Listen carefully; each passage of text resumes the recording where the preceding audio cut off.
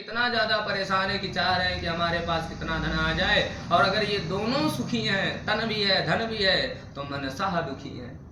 घर में अनर्गल लड़ाई झगड़े करते हैं, सब कुछ है फिर भी लड़ाई झगड़े करते हैं थोड़ी थोड़ी बातों पर, तो कहते हैं मनसाह दुखी रहते हैं। इसलिए नारद जी कहते हैं, प्रभु जी कोई छोटा मार्ग बताओ जिससे मनुष्यों का दुख दूर हो सके। नारायण जन कल्याण के संत जी जो संत होते हैं, संत हृदय नवनीत समाना।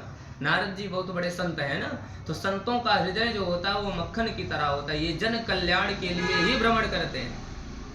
जब इन्होंने सोचा कि मनुष्य इतने कारणों से दुखी हैं, तो कौन से छोटा उपाय हो, क्योंकि हमारे धर्म शास्त्र में ढेर सारी पूजाएं हैं, 18 पुराण हैं, 6 शास्त्र हैं, 4 वेद हैं, परंतु इन्हें करने के लिए मनुष्य के पास समय नहीं। इसलिए नारद जी पूछते हैं कि कोई छोटा उपाय बताओ। तब भगवान कहते हैं, श्री सत्यनारायण व्रत कथा श्रवण करने से मनोवांछित फल प्राप्त होता है। एकदम छोटी पूजा, अत्यधिक फल। क्या फल? मनोवांछित फल। मनोवांछित जो मन में इच्छा हो। इतना सुनते ही नारद जी एकदम गदगद हो गए। अरे प्रभु जी, ये तो आपने बड़ी उत्तम उपाय बता दिया। सत्यनारायण व्रत कथा बहुत सूक्ष्म पूजन, बहुत अच्छा उपाय आपने बता दिया। जैसे हमें कोई कह दे कि आपका राहु खराब है, घरेलू उपाय बता दे, कुत्ते को रोटी खिलाओ। हाँ पंडित जी, ये उपाय बढ़िया है, अब बता दो, बढ़िया अनुष्ठान कराओ, 20-25 हजार खर्चा करो। अरे पंडित जी कम, थोड़ा सा हल्का वाला बताओ। तो नारद जी बड़े प्रसन्न हुए। अरे ये छोटा उपाय अति उत्तम उपाय है।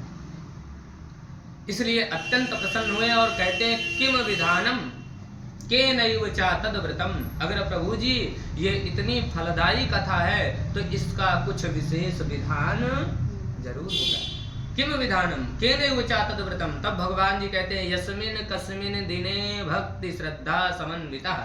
सबसे बड़ा विधान भगवान कहते हैं कि हृदय में भक्ति और श्रद्धा जागृत कर लो। इसके उपरांत आप जितनी सामग्री एकत्रित कर सको, प्रेम पूर्वक भगवान को अर्पण कर दो। यस्मिन कस्मिन दिन है, कहते हैं जिस किसी भी दिन। ये भी नहीं कहते हैं कि कोई जरूरी नहीं कि आप पूर्णिमा को ही कथा सुनो। चैत्र पितृ पक्ष चल रहा है तो मन में आया कथा हम सुन लें, तब कह दे कि हम नहीं सुनेंगे। तो कथा में कहा जाता है यस्मिन कस्मिन दिन है, किसी भी दिन आप भगवान की कथा सुन सकते हो। न चैत्र लगता है, न इसमें बैसाख लगे, ना जेठ लगे, ना सावन लगे। क्या लगता है? भाव और भक्ति।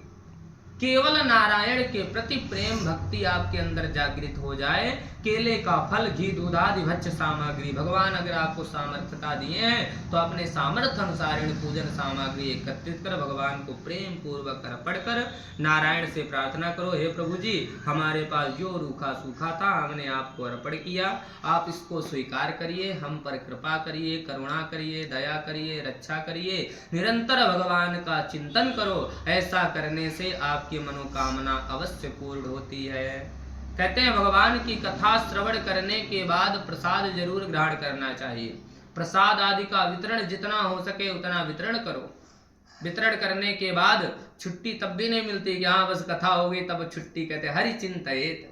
इसके बाद के कार्य बताते हैं, हरि का चिंतन करो, नृत्य गीत आदि का आयोजन करो, घर में उत्सव की तरह मनाओ। यदि ऐसा करते हो तो भगवान आपको धन, पुत्र, ऐश्वर्य, विजय, यश, कीर्ति सर्वस्व प्रदान करते हैं, इसमें संशय नहीं है। इस प्रकार यह पहला अध्याय पूरा हुआ।